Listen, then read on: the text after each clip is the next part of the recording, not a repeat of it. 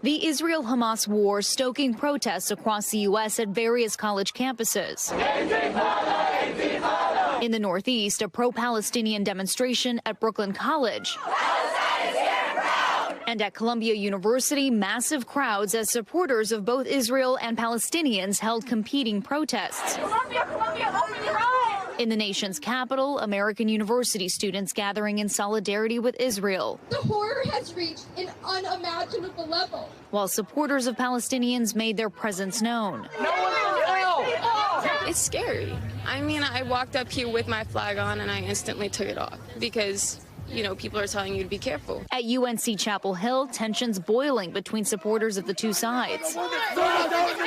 Arizona State University Students for Justice in Palestine holding a rally today outside the Student Union, one day after the school's Hillel Jewish organization held a vigil in support of Israel.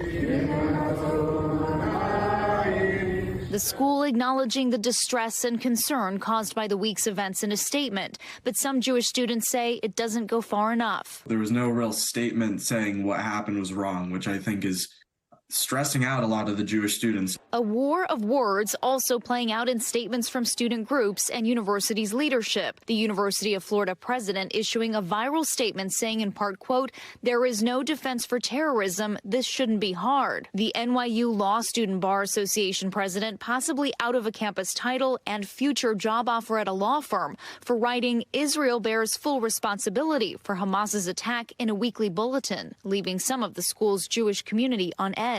I've honestly been avoiding campus. I didn't go to class this afternoon. The Student Bar Association voting to start the president's removal process as a result, and NYU condemning the terrorist attack on Israel in a statement.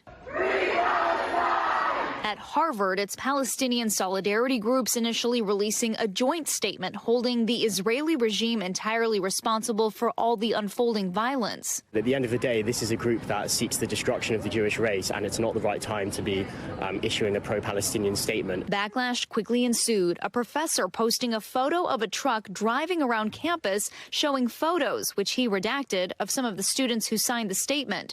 Some groups formally apologizing and retracting their signatures, while over 4,000 members of the Harvard community signed a counter statement. There's a lot of tension. A lot of people have missed class. Harvard's president condemning the terrorist atrocities perpetuated by Hamas, emphasizing that the student body does not speak for Harvard University. I feel like Harvard very visibly and loudly stood by Israel, but I don't hear the same frustration for the blood that's been shed for the Palestinians. Students across the country wondering whose voices will be loudest.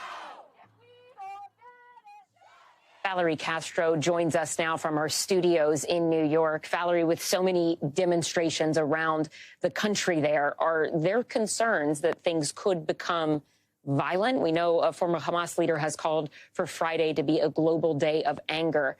Is the NYPD doing anything to prepare for that possibility in New York? Well, Allison, we should say for the most part, the protests and rallies, though they have been tense, they have remained relatively peaceful, or at least without any major violence. But an NYPD spokesperson tells NBC New York that all officers will be in uniform tomorrow around the city, and there will be added patrols in key areas, including schools and houses of worship, as a precaution. New York Governor Kathy Hochul spoke just within the last few hours at a press conference. They were discussing plans to ensure the safety and security of New Yorkers. She had some very strong words. Take a listen.